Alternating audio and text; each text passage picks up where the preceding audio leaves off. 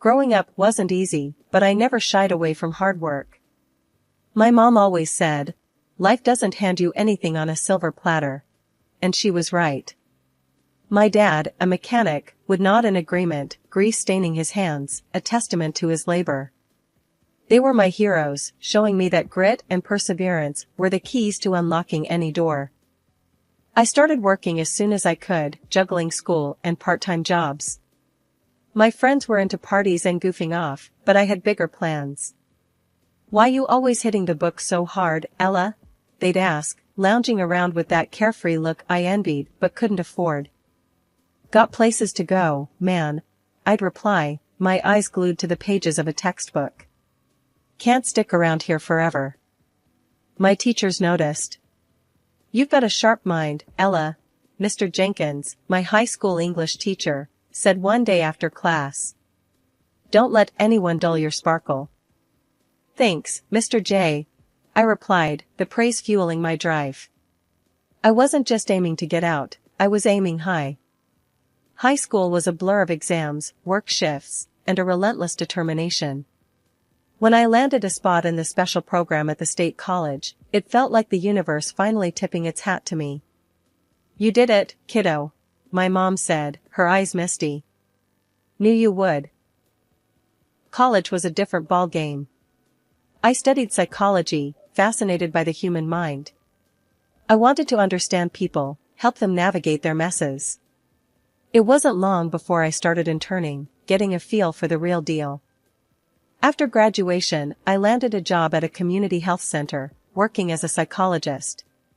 My focus was children and their families, each case a new puzzle to solve. The work was tough, emotionally draining, but seeing a kid smile after a session, or a parent breathe easier, made it all worth it. Then there was this one case that got to me. An 11-year-old girl with pyromania, Emily. Her mom, Marissa, a single parent, was at her wit's end. "I don't know what to do with her anymore," she confessed during one session, the desperation in her voice hitting me hard. "Her dad's a deadbeat, never been around. I'm all she's got." "We'll work through this," I assured her, though some nights I'd lie awake, wondering if I was cut out for this. One evening, after a particularly long day, I met up with a couple of friends at a local diner. "You look beat," said Mike, a childhood friend who knew me inside out. "Yeah, it's been a day," I sighed, stirring my coffee. "That's why you gotta lighten up, have some fun," he chided, his tone light but concerned. "Fun's a luxury I can't afford," I quipped, half joking, half serious. "Got a world to change, remember?" The sessions with Emily suffering from pyromania were intense and draining. From the get-go, she was a tough nut to crack, arms folded, eyes darting around the room, avoiding mine. It wasn't just the fire setting, it was the why behind it that we needed to uncover. "Mom's always with her boyfriends. Doesn't really see me, you know?" Emily blurted out one session, her guard momentarily down. Her voice was a mix of anger and hurt, a potent cocktail that explained a lot. "That must feel pretty lonely," I said, keeping my voice steady, trying not to spook her. "Whatever," she shrugged, but her eyes were watery. "It's just how it is." We worked hard, session after session, peeling back the layers of neglect and anger. It was a slow process, but we were making headway. Her mom, always hurried, barely made eye contact during drop-offs and pickups. "We're doing the best we can," she'd say, but her daughter's eyes told a different story. In the midst of this, my own life took an unexpected turn. Late one night, fueled by caffeine and a need for something other than case notes and therapy sessions, I found myself exploring the world of online dating. "Why are you doing this?" I muttered to myself, second-guessing as I clicked through profiles. It felt like shopping for humans, which was both bizarre and slightly thrilling. Then, I saw him. His profile was intriguing, not the usual run-of-the-mill stuff.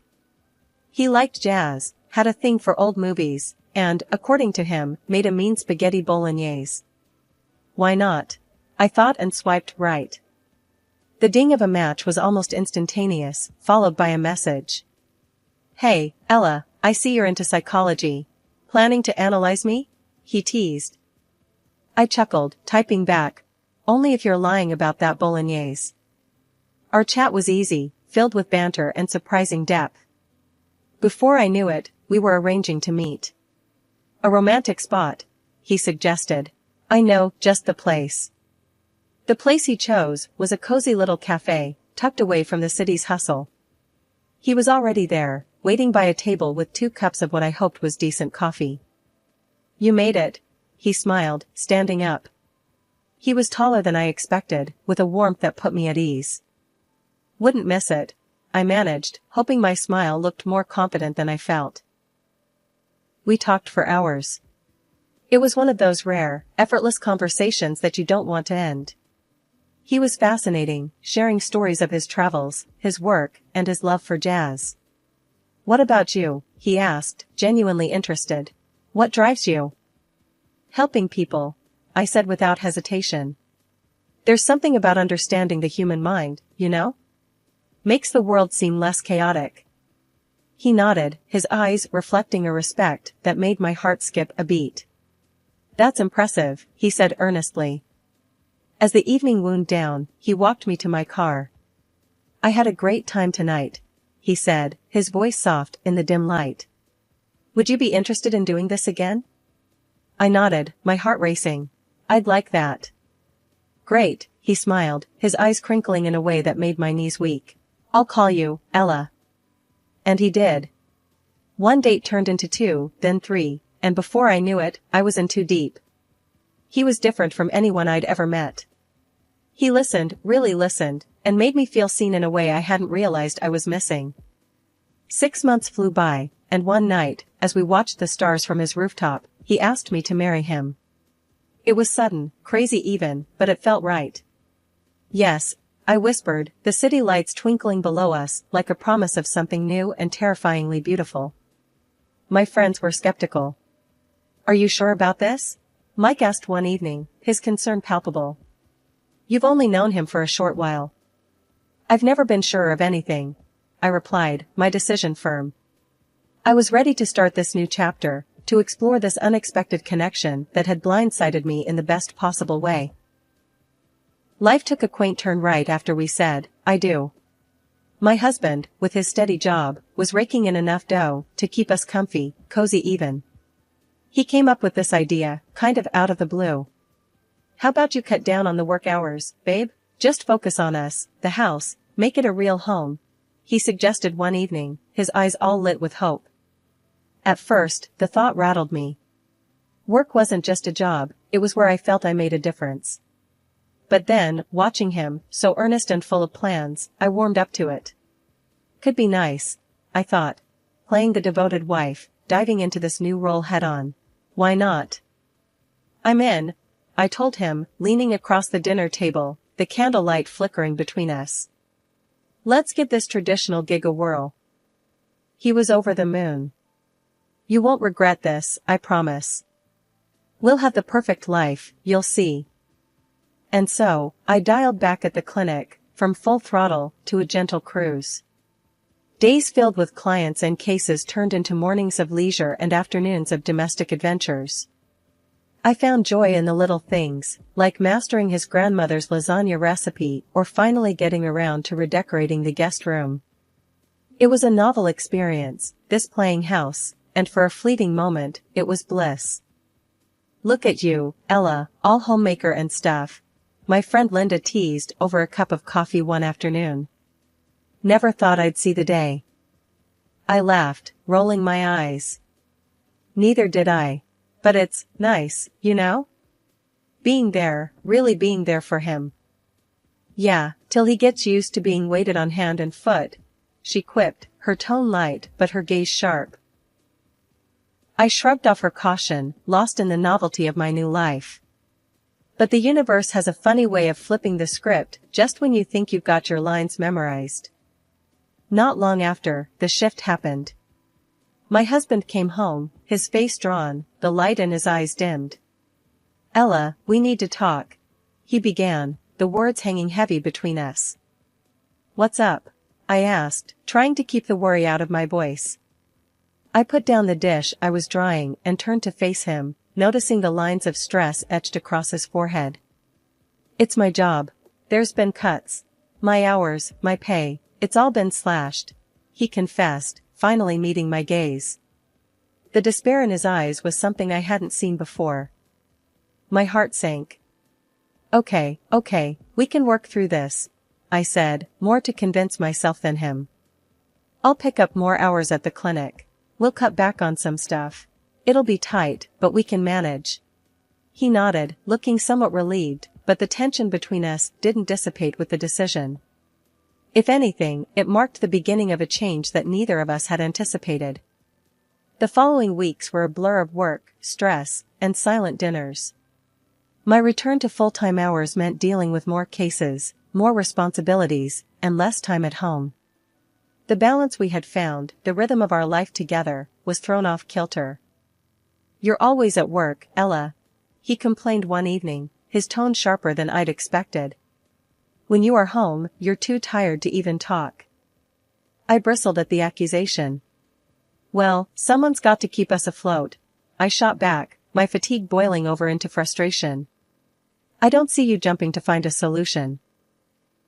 One day, coming home later than usual, I found him on the couch, the TV blaring some show he wasn't watching. The house was a mess, dishes piled up, and it looked like no effort had been made to do anything. My patience, worn thin by a long day of back-to-back sessions, snapped. This place is a mess. Do you even care anymore? I asked, frustration boiling over. He turned off the TV and stood up, his expression darkening. Why should I? It's not like you're ever here to see it. That hurt. More than the mess, more than the tired arguments. It was the indifference, the resignation in his voice, that cut me the deepest. We agreed to this. We agreed that I would work more to help us through. I reminded him, my voice trembling with emotion. Yeah, well, maybe that was a mistake, he retorted, his words like a slap in the face. Things started to get real weird at home. My husband began changing. Coming home late, smelling like he'd bathed in a perfume store. I tried to brush it off, telling myself, nah, he's just stressed from work. But deep down, I knew something was up. One night, he came home later than usual, reeking of some fancy perfume. Where've you been? I asked, trying to keep my voice steady, but it trembled anyway. Work, where else? He avoided my gaze, heading straight to the shower. Since when does work smell like a flower shop? I muttered to myself. That night, I couldn't sleep. The bed felt too big, his excuses too thin. The next evening, when he came home late again, I decided to confront him. This has to stop, I said, blocking his path to the shower. What's got into you? He tried to sidestep me, but I stood my ground. The late nights, the smells, the lies. What's going on? My voice cracked, betraying my attempt at toughness.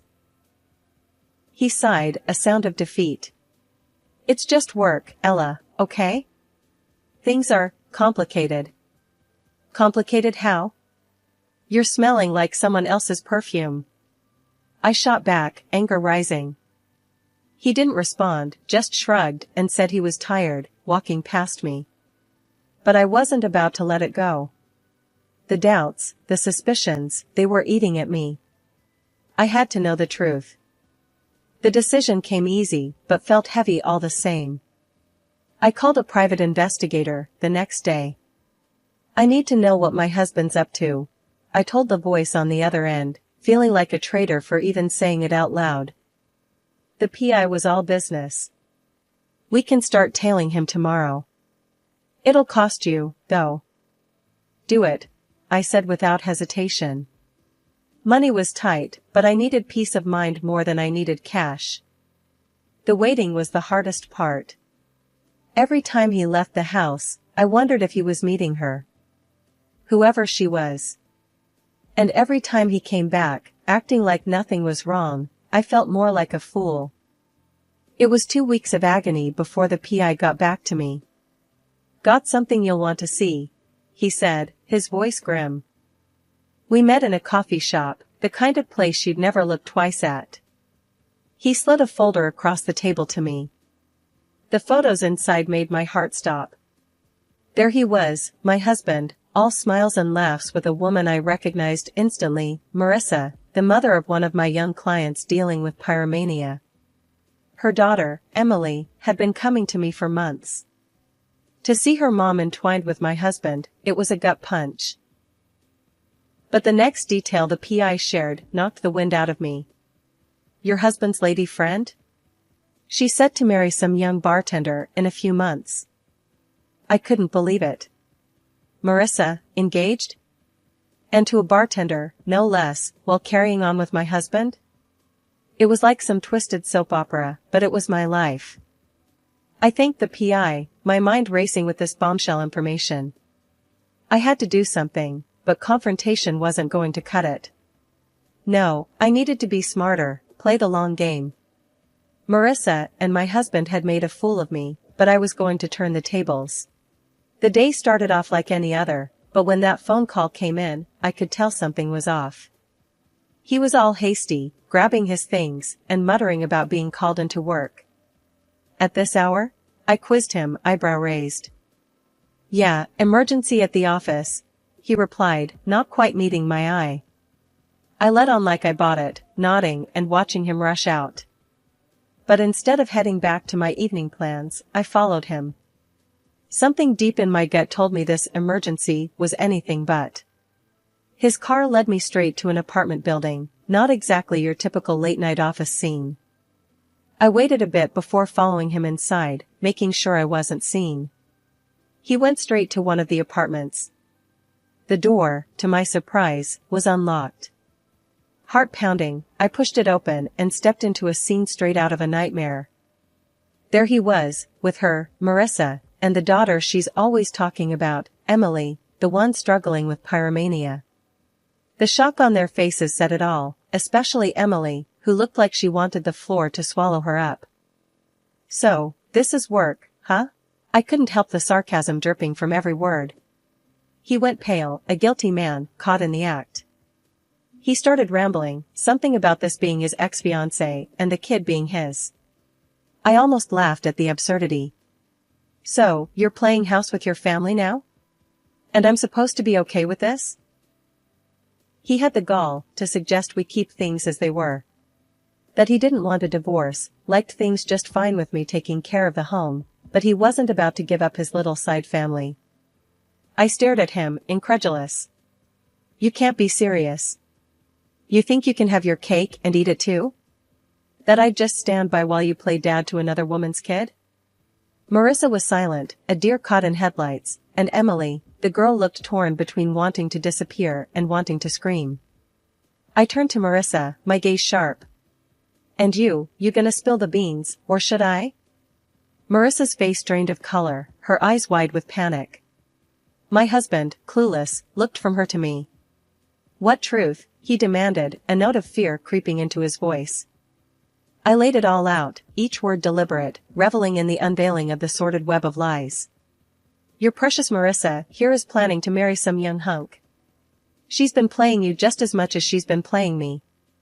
And this whole charade of her wanting her daughter to live with her dear old dad? A farce. Emily is not your daughter. Marissa's trying to dump Emily on you while she runs off into the sunset. His face was a picture of shock and betrayal, the realization hitting him like a freight train. That can't be. But I wasn't done. Oh, and those tickets she bought? For her and her real fiancé. Quite the escape plan, huh?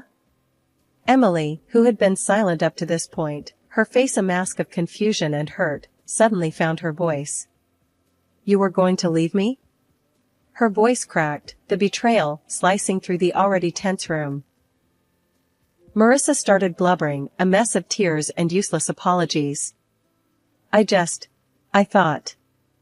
Save it, Emily snapped, her young face hardened by the harsh truths. I'll call child services myself. See how you like being abandoned. The girl then turned to me, her eyes pleading. Can you help me, Ella? Please? I nodded, my heart aching for her. Of course, Emily. I'll give them everything they need to know. As Marissa sobbed, begging for forgiveness, Emily stood resolute, her decision made. And me? I was already mentally drafting the divorce papers in my head. You'll be hearing from my lawyer, I told my soon-to-be ex-husband, my voice cold. I want compensation for every lie, every betrayal. Walking out of that apartment, I left behind the chaos, the lies, and a marriage built on deception. I stepped into the light of day, the weight of my shattered illusions falling away with each step. I found myself a new place in a decent part of town where the streets were quiet, and the neighbors minded their own business. It wasn't just a change of scenery, it was a statement. I was moving on, physically and emotionally. The day I signed the lease on that apartment, I felt a weight lift off me. The divorce was a battle, make no mistake. I went in guns blazing, determined to not let him off easy, not after everything. Either way, I walked out of that courtroom with a substantial chunk of financial compensation. For the cheating and the treason, my lawyer had said, almost like we were discussing a crime novel, instead of my failed marriage. Sitting in my new kitchen, surrounded by unpacked boxes, Linda came over with a look that said she meant business, but also had a softness in her eyes. She dumped a greasy takeout bag on the table and flopped down on a chair. "You did good, Ella," she said, her voice firm, yet gentle. "Really good." I cracked a smile, tired, but genuine. "Yeah, I guess I did, didn't I?" It felt odd, acknowledging that I'd come out on top in some way, considering everything. We sat down, surrounded by the remnants of my old life, sipping coffee and munching on donuts. "So," Linda started, her tone shifting, "what's next for you?" I paused, a donut halfway to my mouth. "I've been thinking about that a lot. I want to help people who've gone through the same thing. I've been thinking of starting a support group. No one should have to face this kind of betrayal alone."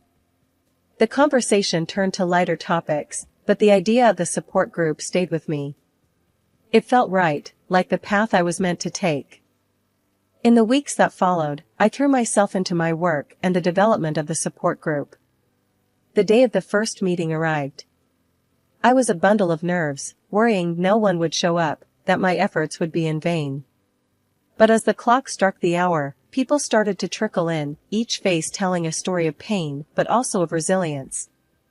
"We're all here, because we've been lied to, betrayed by the ones we trusted most," I began, my voice steady, despite the butterflies in my stomach. "But we're also here because we're survivors. And together, we're going to help each other heal and move forward." Nods of agreement met my words, and as the meeting went on, stories were shared, tears were shed, but laughter also echoed through the room.